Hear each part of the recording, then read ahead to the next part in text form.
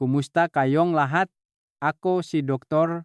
Lorenzo Mendoza, isang doktor na may 35 taong karanasan at ngayon ay susuriin natin ang paksa tungkol sa tamang pagkonsumong gulay sa dagat siawit para sa kalusugan ng kidneys sa mga matatanda.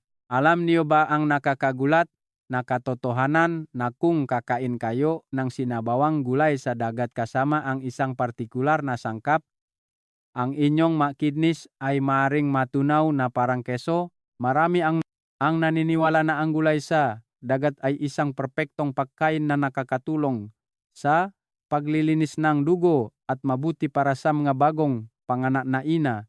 Kaya patuloy silang kumakain nito araw-araw nang walang pag-alala. Ngunit para sa mga lampas 60 na taong gulang kung saan nagsisimulang humina ang kidney function, ang sitwasyon ay ganap na naiba. Ang sinabawang gulay sa dagat na dating pampalakas noong bata pa ay maaring maging lason na makasisira sa kidneys kung mali ang pagkain nito sa pagtanda, lalo na ang 3 uring ang pagkain na ilalahat ko sa ibaba. Kung kakainin kasama ngang gulay sa dagat pagkatapos nga edad na 60, maari itong maging sanhingang bato sa bato, biglaang paghinang ang puso, at maging sanhingang hindi na gumagaling na kidney failure. Kahapon nga hapon, muli akong nasaksihan ang isang nakakasakit na takpo sa emergency room. Isang 75 taong gulang na pasyente ang dinala sa ambulansya ng walang malay at ang resulta ng pagsusuri ay nagpakita na siya ay nagkaroon ng acute tubular necrosis. Ito ay isang kritikal na kondisyon kung saan ang filter ng kidneys ay nasisira ng mabilisan at hindi na kayang tanggalin ang mga toxins. Ang pamilyang pasyente nang marinig na ang sanhi ay maaring isang mainit na mangkok sinabawang gulay sa dagat na kinakain ngang kanilang ina para sa kalusugan ay napaluhod at umiyak ng malakas. Bakit nangyari ang trahediyang ito? Hindi dahil sa ang gulay sa dagat mismo ay masama, kundi dahil kinain niya ito kasama ang mga pagkain na lubhang bawal pagsamahin kapag humina na ang kidney function.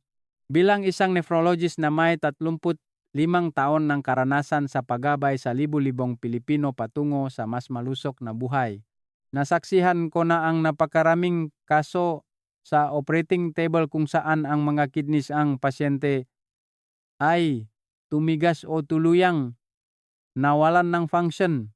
Bawat pagkakataon, kumikirot ang aking dibdib sa panghihinayang. Kung alam lamang ng mga pasyente ang tamang gawi sa pagkain ng mas maaga, hindi sana nila naranasan ang sakit na ito.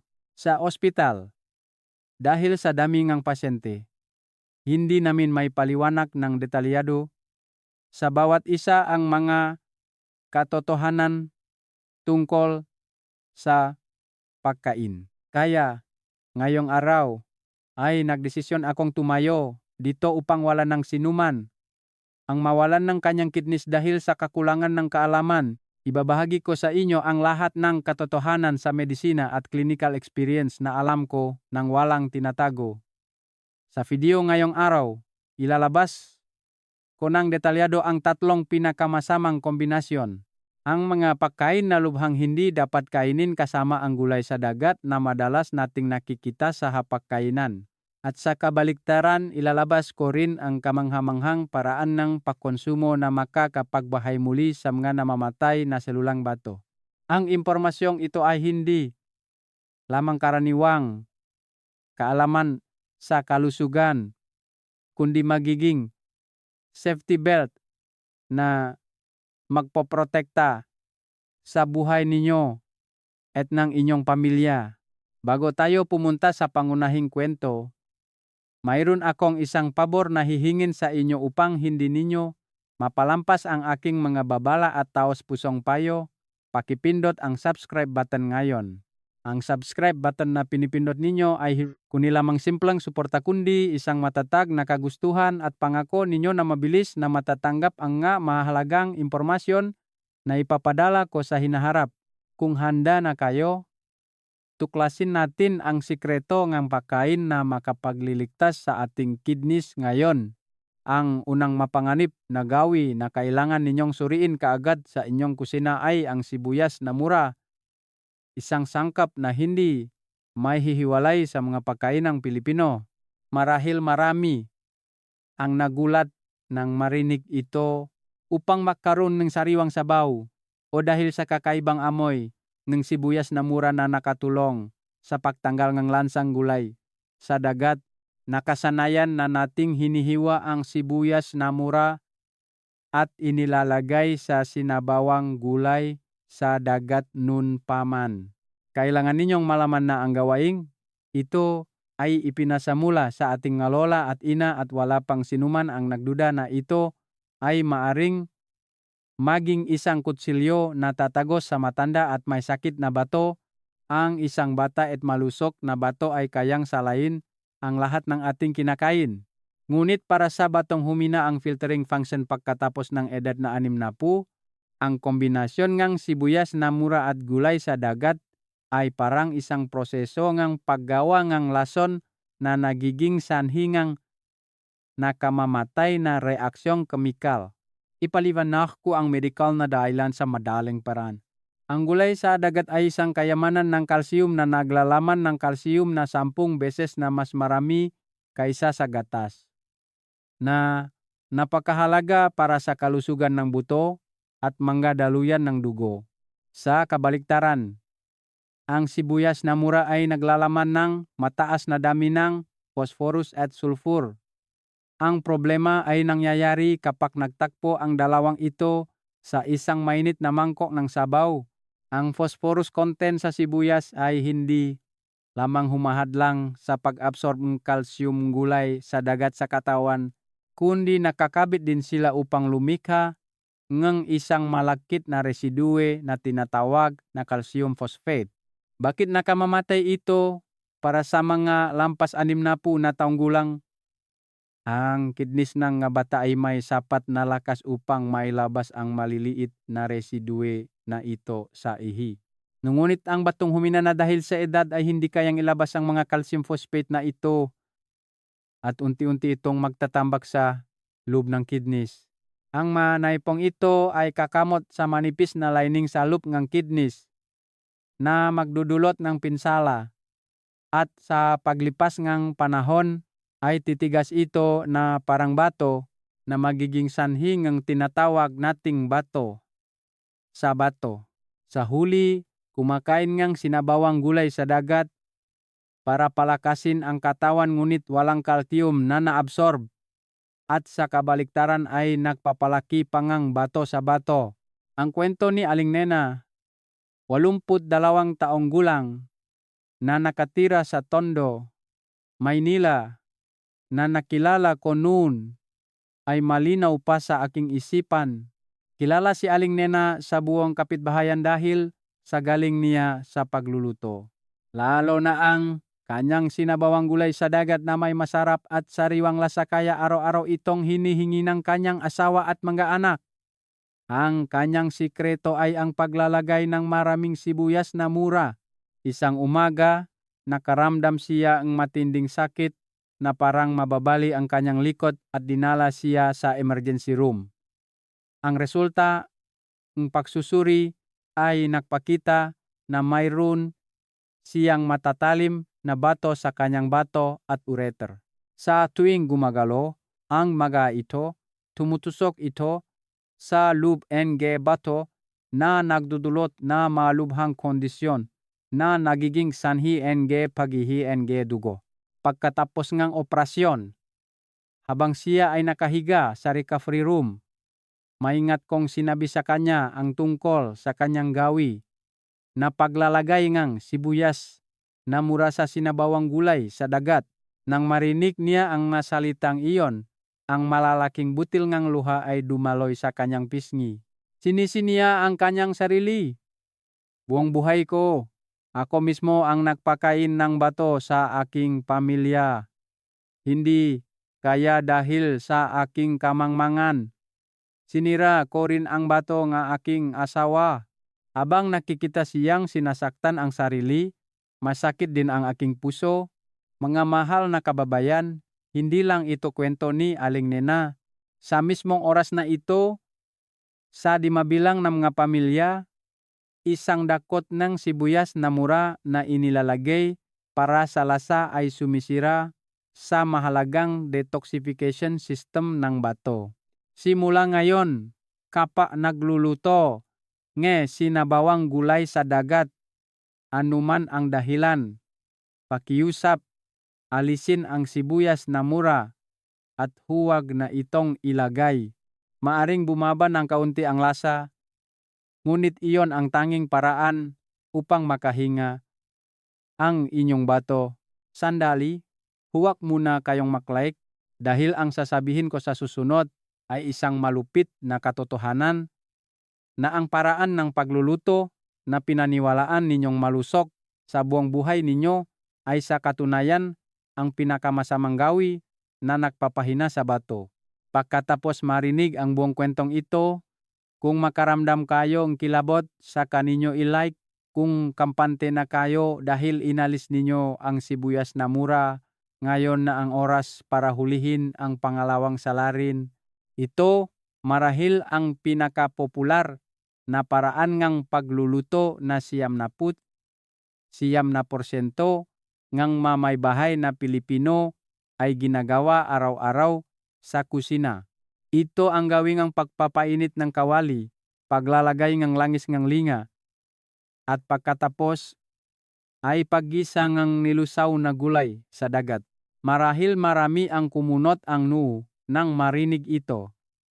Dahil tinuruan kayo na kailangan gisahin ang gulay sa dagat na may langis ng linga upang ang sabaw ay magkaroon ng kulay, gatas at ang masarap na lasa ay mas matindi.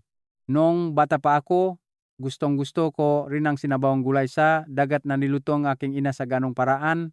Ngunit ang masarap na lasa ay hindi nangangahulugang mabuti rin ito para sa isang matanda at humihinang bato. Lalo na para sa mga lampas 60 na taong gulang na nagsisimulang humina ang kidney function. Ang sinabawang gulay sa dagat na ginisa sa langis ng linga sa mataas na temperatura ay hindi pampalakas, kundi parang umiinom ng lason na sumusunok sa mga daluyan ng dugo.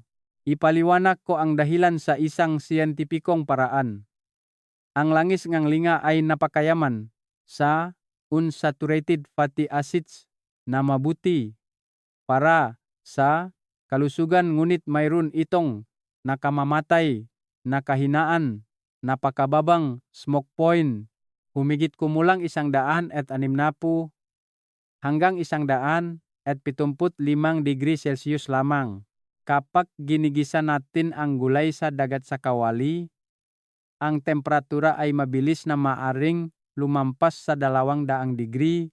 Sa prosesong ito, ang langis ng linga ay nagsisimulang masunog at naglalabas ng benzopyrene at aldehydes, mauri ng carcinogen na uri isa at napakalakas na nagdudulot ng pamamaga.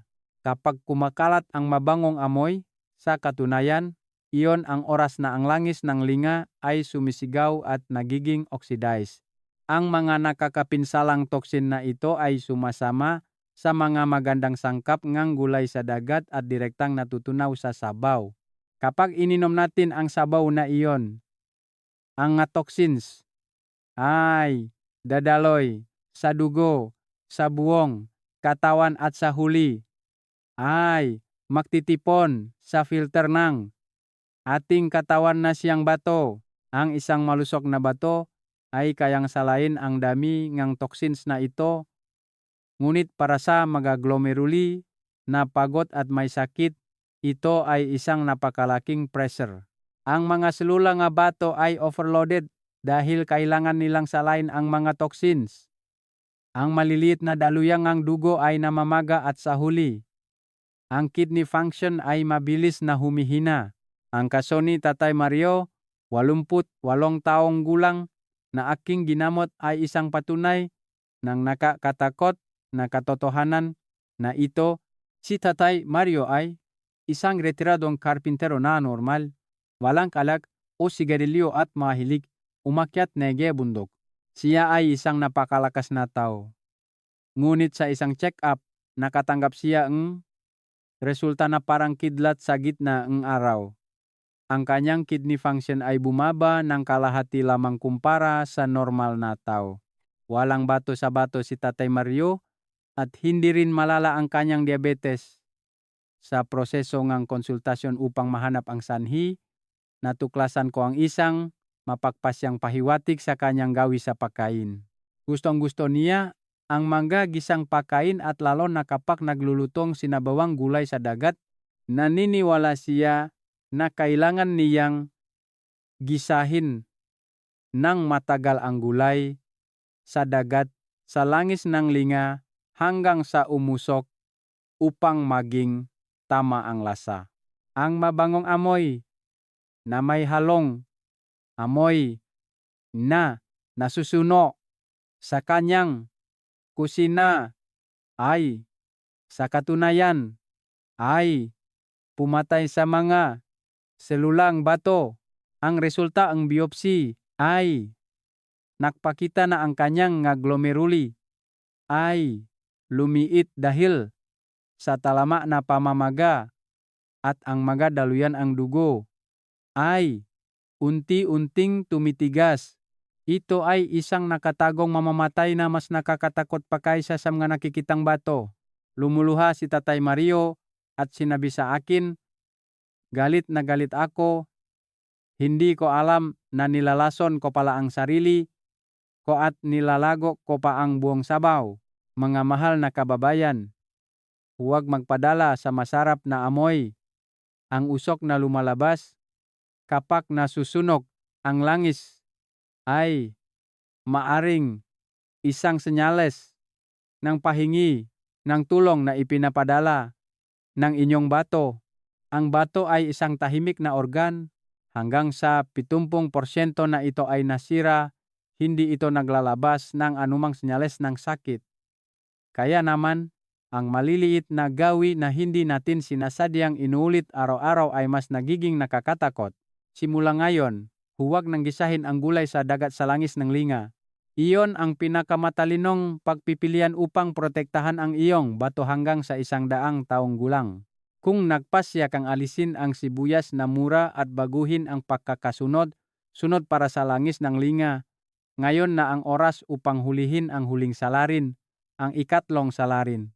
Ngunit kapag nalaman mo ang pagkakakilanlan, nega huling salarin na ito, marahil ay makaramdam ka nega matinding pagtataksil. Dahil iyon ay ang puting kanin, ang bagay na hinaharap natin sa hapagkainan araw-araw at naniniwala pa rin na ito ang pinakmulan ng lakas ng mga Pilipino. Ang masarap na lasa ang paglalagay ng mainit na sinabawang gulay sa dagat sa mangkok ng bagong lutong puting kanin at pagkain kasama ang kimchi ay isang sentimental na pagkain na alam ang bawat Pilipino.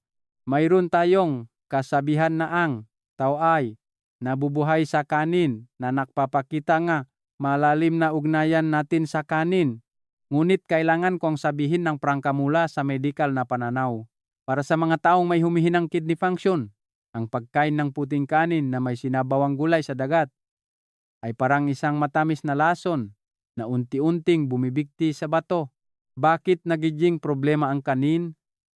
Ang dahilan ay nasa malapit na ugnayan sa pagitan ng blood sugar at bato. Ang puting kanin sa proseso ng pagiling ay nawalan ng fiber at nutrient at ang natitira na lamang ay isang purong carbohydrate mass. Kapag nilagyan ng sabaw at kinain ng mabilis, ang proseso ng pagnguya ay nilalampasan na nagpapataas ng bilis ng panunaw at absorption ng eksponensyal. Wala pang 30 minuto pagkatapos ang pagkain, mangyayari ang biglaang pagtaas ang blood sugar. Ang biglaang pagtaas ang blood sugar na ito ay nagpapalapot ng ating dugo na parang sirup. Kapag ang dugo na dapat ay malinaw, ay nagiging malakit na parang tubig asukal, ano ang mangyayari? Ito ay magdudulot na matinding pressure kapag dumadaan sa glomeruli, kung saan nakatutok ang pinakamalilit at pinakamahinang daluyan ng dugo sa ating katawan. Ang malapot na dugo ay magbabara sa mga capillary glomeruli, magdudulot ng pamamaga ng mga daluyan ng dugo at sa huli ay hahantong sa pagtitigas ng bato. Sa katunayan, ang diabetes ang pangunahing sanhi ng end-stage kidney failure na nangangailangan ng dialysis. Ito ay ganap na hindi nakataon. Naalala ko na naman ang malungkot na kaarawan ni Aling Pura, 65 taong gulang, na aking ginamot noon. Si Aling Pura ay na-diagnose na may prediabetes, ngunit dahil hindi pa kailangan ng gamot, nagpabaya siya. Noong umagangang kanyang kaarawan, ang pinakamasayang araw sa taon, nakita niyang napakasarap ngang sinabawang gulay sa dagat, na may karne ngang baka na niluto ngang kanyang ga anak, kaya nakakain siya ngang 2 mangkok ngang puting kanin na may sabaw. Ngunit 2 oras lang pagkatapos kumain, bigla siyang nahilo, pinagpapawisan ng malamig, at bumagsak sa sahig. Nang dalhin siya sa emergency room, ipinakita ang resulta ang pagsusuring dugo na ang kanyang blood sugar level ay lumampas sa 400 at ang kanyang kidney function index ay bumaba ng maluba. Ito ay isang napakamapanganib na komplikasyon na tinatawag na hyperosmolar hyperglycemic state. Ang pagkilos ng paglalagay ng kanin sa sabaw ay nagbuhos ng napakalaking dami ng asukal sa mga daluyan ng dugo na parang isang nasirang dam. At ang bato ni Aling Pura na humihingalo na ay hindi nakayanan ang shock na iyon at huminto sa paggana. Ang masayang kaarawan ay naging paalam sa kalusugan ng bato. Nakahiga sa higaan ng ospital, umiyak si Aling Pura sa pagsisisi at sinabi sa akin, "Akala ko kumain ako para lumakas, para makaroon ng enerhiya. Hindi ko alam na ang mismong kanin pala ang umaatake sa aking bato. Marami ang magtutol na ang gulay sa dagat ay may fiber na tinatawag na alginic acid. Kung kakainin kasama ng kanin, hindi gaanong tataas ang blood sugar. Sa teorya, tama ito, ngunit sa praktikal na paraan ay iba. Ang daming gulay sa dagat na kinakain natin sa isang mangkok ng sabaw ay humigit kumulang 10 hanggang 15 gramo lamang. Ang maliit na dami ng gulay sa dagat na ito ay hindi kayang pigilan ang napakalaking dami ng asukal mula sa isang mangkok ng kanin na dumaloy na parang tsunami. Sa huli, ang gawing ang pagkain ng kanin na may sinabawang gulay sa dagat ay parang paglulubog ng bato sa tubig asukal. Ngayon, kailangan nating aminin ang isang katotohanan upang protektahan ang bato. Minsan kailangan nating magpaalam sa mga pinakamalapit at pinakakilalang bagay sa puntong ito. Marahil ay nakakaramdam ka ng kabigatan at pagkalito. Huwag ilagay ang sibuyas na mura sa pagkain ng ilang dekada. Huwag maggisa sa mabangong langis ng linga. At huwag ding maglagay ng kanin ang pinakmulan ng lakas ng mga Pilipino. Kaya, ano pa ang magiging lasa ng sinabawang gulay sa dagat?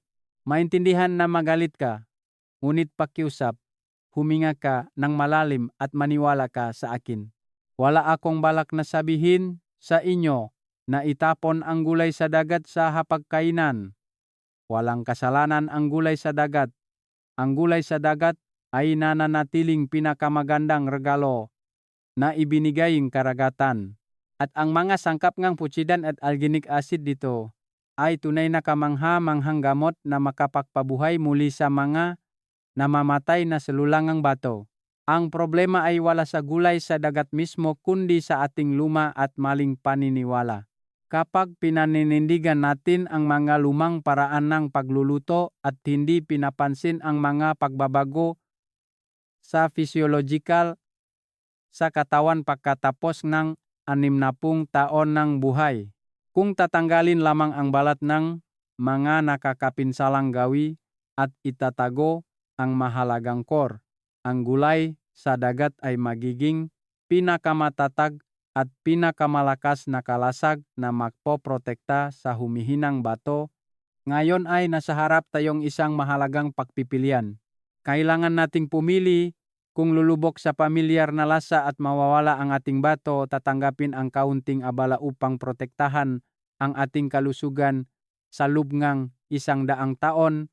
Kung nagpasya kang talikuran, ang 3 pinakamasamang gawi na nagtunawang bato na nabanggit ko sa itaas simula sa sandaling ito, pakiusap, isulat ang 2 salitang pagpipigil ng buong desisyon sa comment box sa ibaba.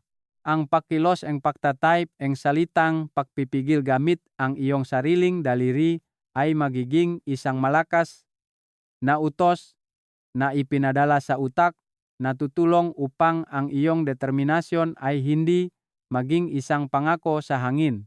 Nagsula na ba kayo ng pagpipigil sa comment section?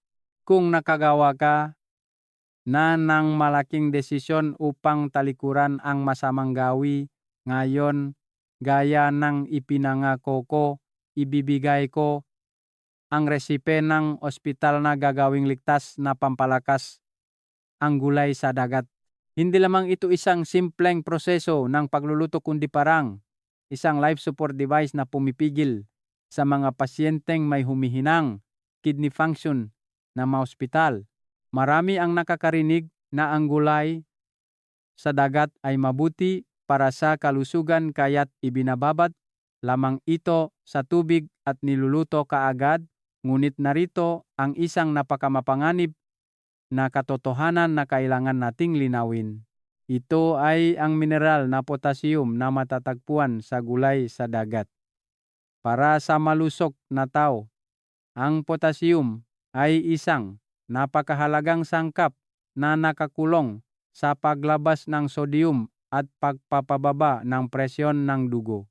Ngunit para sa mga pasyenteng may talamak na sakit sa bato, na may humihinang kidney function na mas mababa sa 30%, ang potassium ay parang isang tahimik na mamamatay. Dahil kapag hindi gumagana ng maayos ang bato, hindi nito may labas ang potassium sa dugo sa pamamagitan ng ihi, kundi magtatambak ito sa katawan. Kapag tumaas ang potassium level sa dugo, maari itong maging sanhingang pagkaparalisa ng kalamnan, pamamanhid ng kamay at paa, at sa huli ay makakaapekto sa puso na magdudulot ng malubhang aritmia. Mahigpit na binabalaan ng medisina na sa malalang kaso, maaring huminto ang puso kahit habang natutulog. Kaya, hindi ba dapat kumain ng gulay sa dagat ang mga taong may mahinang bato? Hindi ganon. Maaari pa rin kayong ngunit mayroong isang paunang kondisyon. Kailangan itong dumaan sa prosesong pahanda upang ligtas na maalis ang nakatagong potassium sa gulay sa dagat. Pakisulat ang pamamaraan na ilalahad ko sa ibaba at idikit ito sa refrigerator. Una, bago magluto, ibabad ang tuyong gulay sa dagat sa maligamgam na tubig ng hindi bababa sa 20 hanggang 30 minuto. Ang potassium ay isang sangkap na natutunaw sa tubig.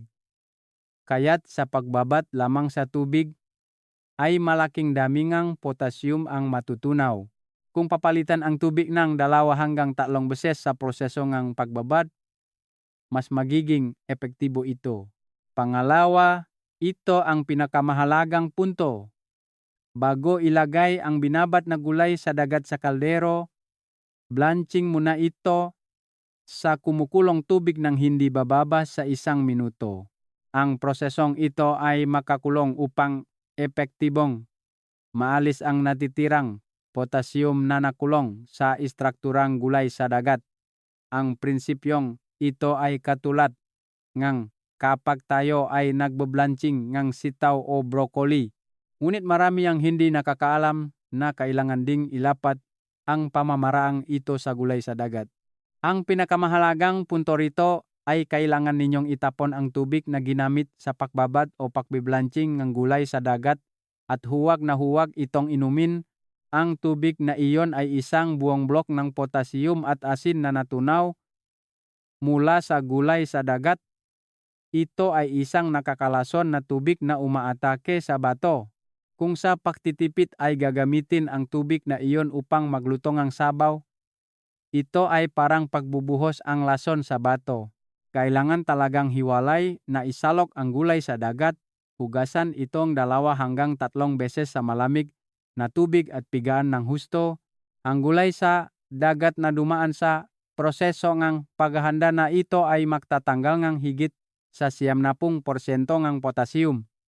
Hindi magdudulot ng pasanin sa bato at mapapanatili pa rin ang alginic acid, isang uri ng soluble fiber na may epekto sa paglilinis ng mga daluyan ng dugo. Bukod pa rito, ang tekstur ng gulay sa dagat ay magiging mas malutong at masarap kainin. Ngayon ay wala na kayong hawak na matalim na kutsilyo kundi natuto na kayong gumamit nito ng ligtas. Ngayong alam ninyo na ang tamang paraan ng pagluluto, ilalabas ko na ngayon ang ginintuang oras para sa pagkonsumo na makakapagpataas ng bisangang gulay sa dagat ng libu-libong beses. Kahit gaano pagkabuti ang isang pagkain, depende sa oras ng pagkain, maari itong maging lason o gamot. Ang ginintuang oras upang kumain ng gulay sa dagat upang iligtas ang bato ay 15 minuto bago kumain. Bakit 15 minuto bago kumain? May isang kamangha-manghang siyentipikong katotohanan na nakatago dito. Kapag kumakain tayo ng gulay sa dagat bago tayo magutom, ang malagit na alginic acid content ng gulay sa dagat ay lilikha ng isang manipis na gel-like protective layer sa dingding ng tiyan. Ang oras para mabuong ginaturaw na protective layer na ito ay umigit kumulang 15 minuto. Kapag ginabuo na ang layer na ito, kung kumakain tayo ganin o iba pang pagkain, ano ang mangyayari? Ang daming ang asukal at taba sa pagkain, pati na rin ang mga uri na basura na nagpapagod sa bato ay hindi direktang ma-absorb sa dingding nga tiyang kundi mananatili sa alginic gel layer. Ang alginic acid ay yayakap sa mga nakakapinsalang sangkap na ito at unti-unting lilipat sa maliit na bituka. Dahil dito, nakakatulong ito na maiwasan ang biglaang pagtaas ng blood sugar pagkatapos kumain at ayusin ang damingang toxins na bumubuhos sa bato ng sabay-sabay. Ang prinsipyong ito ay katulad ng paglalagay ng isang matibay na filter screen bago ang filter ng water filter machine na siyang bato. Isang pag-aral sa Australia ang nagulat na ang grupo nga taong kumain ng gulay sa dagat bago kumain ay may mas mababang blood sugar index pagkatapos kumain ng hanggang 30% kumpara sa grupo na hindi kumain. Hindi kailangan ng gamot sa pagbabago lamang ng pagkakasunod-sunod at oras ng pagkain. Ang pasanin na dinaranas ng bato ay nabawasan ng 30%. Hindi ba ito ang pinakamahusay na natural na terapi na walang gastos upang iligtas ang ating katawan? Gayunpaman, mayroong isang punto na kailangan mong tandaan. Ang taong may mahinang tiyan o mahinang panunaw, kung kakain lamang ng malamig na gulay sa dagat kapag walang laman ang tiyan, ay maaring makaramdam ngang pananakit ngang tiyan. Para sa mga kasong ito, maari kang uminom ng isang basong maligamgam na tubig bago o kumain ng isang piraso ng pinakuluang tokwa upang hindi magbigay ng pasanin sa tiyan ngunit makamit pa rin ang epekto ng komportable. Ang teorya ay laging madaling ngunit ang paggawa ang mahirap. Ngunit hindi bababa sa kailangan mong tandaan ang nilalaman ngayong araw. Ibabat ang gulay sa dagat sa tubig upang alisin ang potassium at kainin ito 15 minuto bago kumain. Sa pagsunod lamang sa dalawang bagay na ito, ang gulay sa dagat ay magiging pinakamatatag na kalasag na magpoprotekta sa iyong bato. Upang hindi makalimutan ang mahalagang panahong ito, kailangan nating ipako ito sa ating utak ng matindi. Isulat ang bilang na 15, ang ginintuang oras na nakakaligtas ng bato na natutunan natin ngayong araw sa comment box sa ibaba. Ipakita ang iyong kagustuhan na naniniwala ka sa himala ng 15 minuto at gagawin mo ito. 2 numero lamang ito ngunit babaguhin nito ang iyong gawi sa pagkain at magiging mahalagang susi na magtatakdangang kalusugangang iyong bato sa loob ng 10 taon. Nag-iwan na ba kayo ngang komento na numero 15? Natutunan mo na kung paano ligtas na ihanda ang gulay sa dagat at ang ginintuang oras para sa pagkonsumo. Ngayon ang oras para buuin ang huling piraso ng puzzle. Nang sinabi kong alisin ang sibuyas na mura, langis ang linga, mataas na temperatura, at puting kanin sa hapagkainan, naalala ba kayo na hindi na magiging masarap ang sabaw? Huwag mag-alala. Pupunan ko ang mga walang laman na espasyo nga nakakapinsalang, sangkap na iyon sa bato, nga kamangha-manghang kombinasyon ng pagkain na hindi lamang makapagpapagaling sa mga namamatay na selula ngang glomeruli kundi magpapabagsak din sa lasa. Sa pamamagitan lamang ngang pagkain ngang ganitong kombinasyon, ang gulay sa dagat ay hindi na isang simpleng side dish kundi magiging pinakamahusay na natural na therapy na magpoprotekta sa iyong bato. Una, ang pinakamahusay na kapalit na sangkap para sa sibuyas na mura ay bawang at sibuyas.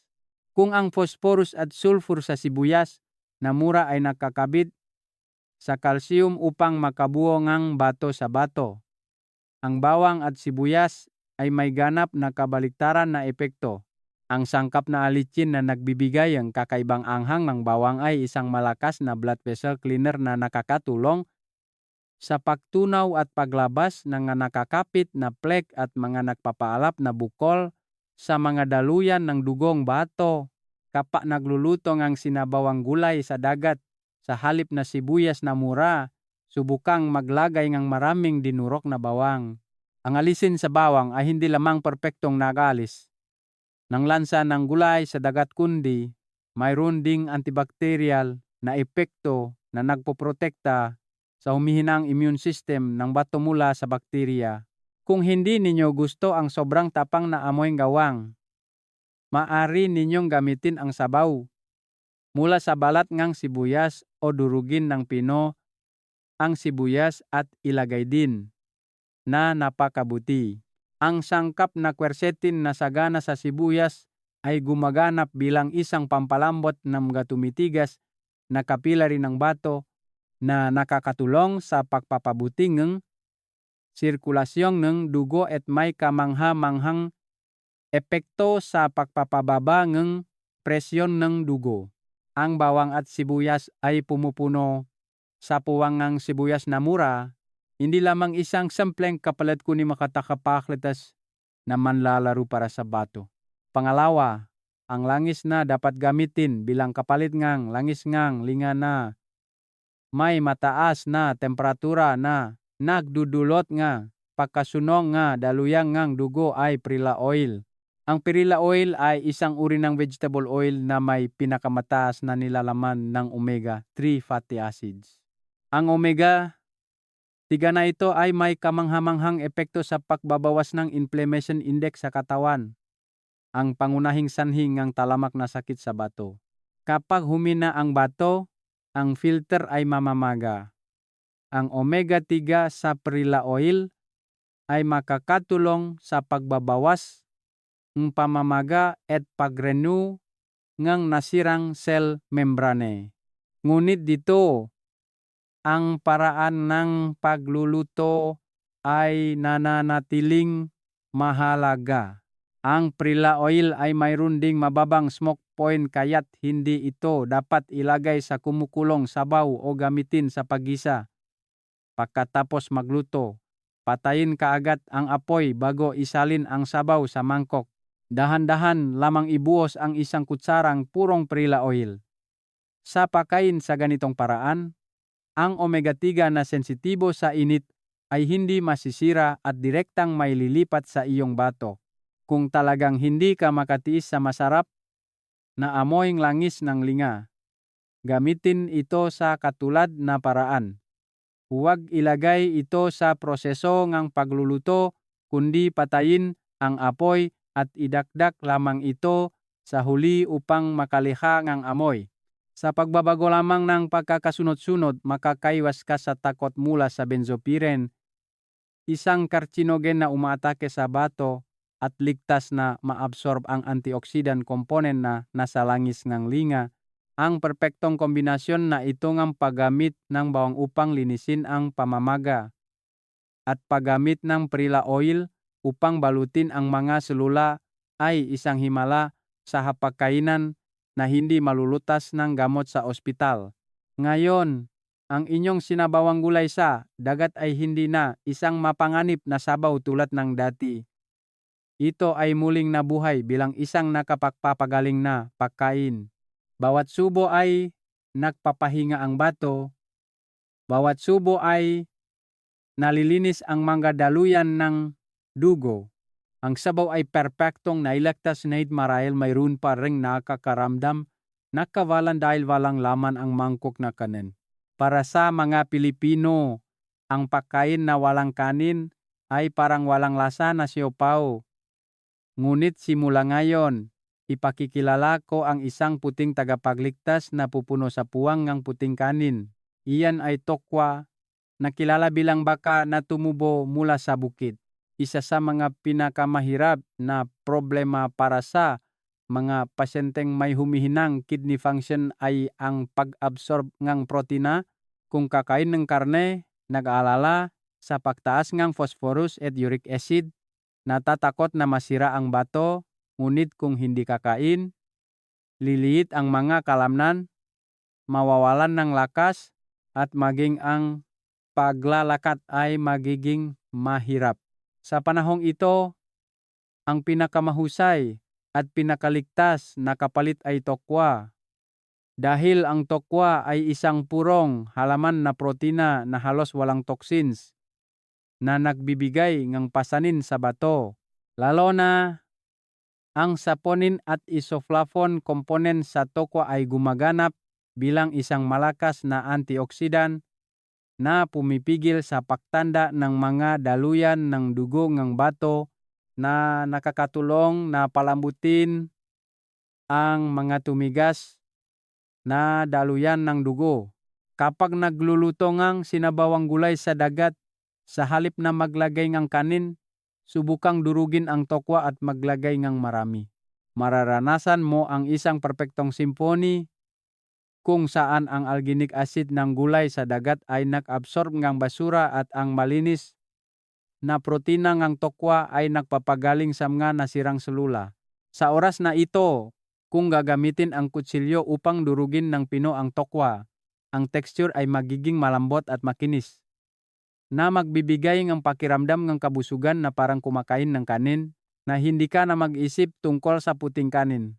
Bukod pa rito, ang huling lihim na armas upang iligtas ang bato ay suka. Sandali, huwag magkamali. Hindi ko talaga sinasabi na lagyan ng suka ang kumukulong sinabawang gulay sa dagat. Ginagamit ang suka kapag gumagawa kayong ensaladang gulay sa dagat na may tamis-asim. Ang organic acid component na bumubuo sa maasim na lasang suka ay hindi lamang nakakatulong sa mas mahusay na pag-absorb nga mineral sa gulay sa dagat sa katawan, kundi pinapabagal din ang bilis ng pagiging asukal ng starch na nakakatulong na bawasan ang blood sugar index ng hanggang 30%. Sa paraang natutunan sa itaas, gamitin ang blanched gulay sa dagat na may suka, isang napakalit na damingang asukal at dinurok na bawang, at kainin bago kumain. Gagampanan ng suka ang papel na preno sa blood sugar. Habang ang gulay sa dagat ay lilikha ang protektibong layer na makatulong na kontrolin ang blood sugar pagkatapos kumain at ang pasanin sa bato. Sinabi ko ito nang may kumpiyansa dahil sa aking kamag-anak ay may 1 taong nakaranas ng himala mula sa pamamaraang ito. Ito ang kwento ng aking tiyuhin. Si Tio Jose, 70 taong gulang. Noong nakaraang taon, biglang lumala ang kanyang kidney function index at ipinahayag kanyang doktor ang isang nakakagulat na balita na kailangan niyang maghanda para sa dialysis. Ang takot na mapunta sa dialysis room at ipagkatiwala ang kanyang katawan sa mga makina ay nagdulot sa kanya na mawalan ng pagnanais na mabuhay. Bukod pa rito, ang depresyon ay nagdulot sa kanya na mawalan ng gana kumain. Kapag hindi na niya makayanan ang gutom, lihim siyang kumakain ng maalat na noodles sa hating gabi o kanin na may sabaw ng kimchi na bumubuo ang isang walang katapusang siklo. Naalala ko pa rin ang pakiramdam bilang isang doktor at pamangkin. Ang aking puso ay nasusuno ng matuklasan ang pakete noodles sa drawer ng aking tiyuhin. Hinawakan ko ang kamay ng aking tiyuhin at nagmakaawa sa kanya. Sa loob lamang ng 3 buwan, subukan mong gawin ang sinabi ko. Mula noon, pinalitan niya ang puting kanin ng dinurok na tokwa at 15 minuto bago ang bawat pagkain, kumakain siyang gulay sa dagat at pipino salad na may suka. Sa simula ay nagreklamo pa siya dahil hindi niya gusto ang maasim na lasa, ngunit pagkatapos ng 1 linggo, nagsimulang mawala ang pamamagang ng kanyang katawan. At pagkatapos ng 1 buwan, nawala ang bula sa kanyang ihi. At pagkatapos ng 6 na buwan, nang matanggap niya ang resulta ng pagsusuri mula sa ospital, hinawakan ni Tio Jose ang aking kamay sa klinika at umiyak na parang bata. Ang kanyang creatinine index ay mahiwagang naging stable at natanggap niya ang konklusyon na hindi pa niya kailangan ng dialysis kaagad. Sinabi niya sa akin, "Hindi ako natatakot mamatay kundi natatakot akong maging pabigat sa aking mga anak. Ngunit ngayon ay kaya ko nang maglakad mag-isa. Lubos akong nagpapasalamat. Mga mahal na kababayan, hindi ito kwento sa nobela. Ito ay isang katotohanan na maaring mangyari sa inyo mismo. Hindi kailangan ng mamahaling gamot o komplikadong pamamaraan.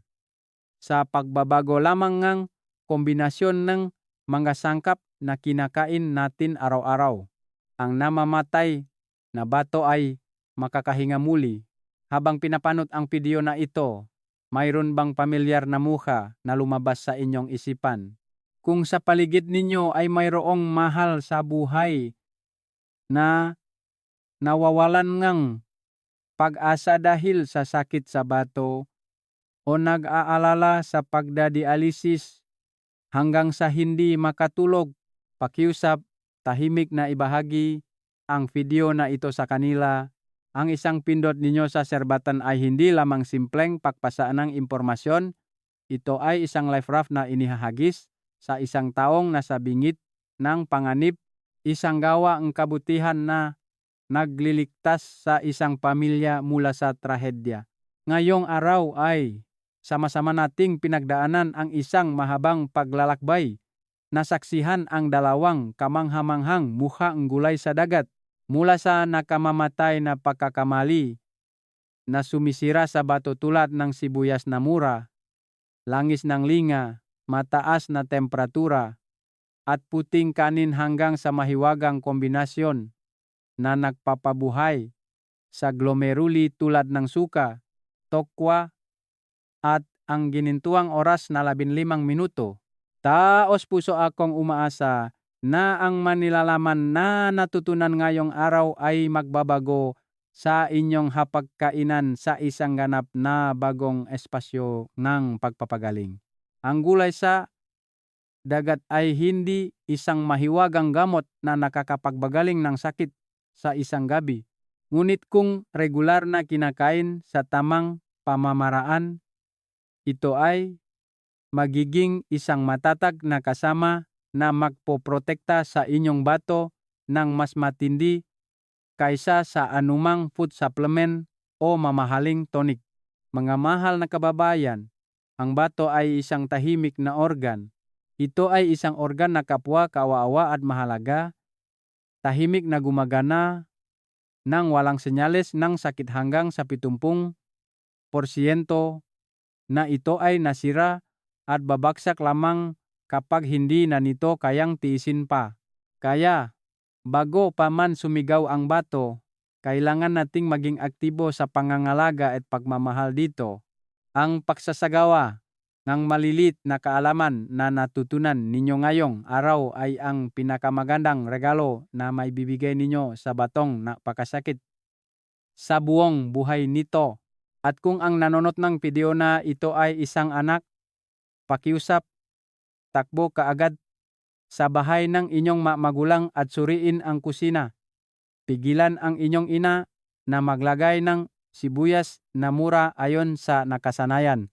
At palitan ang lumang boteng langis ngang linga sa kabinet ng isang sariwang boteng Prila oil.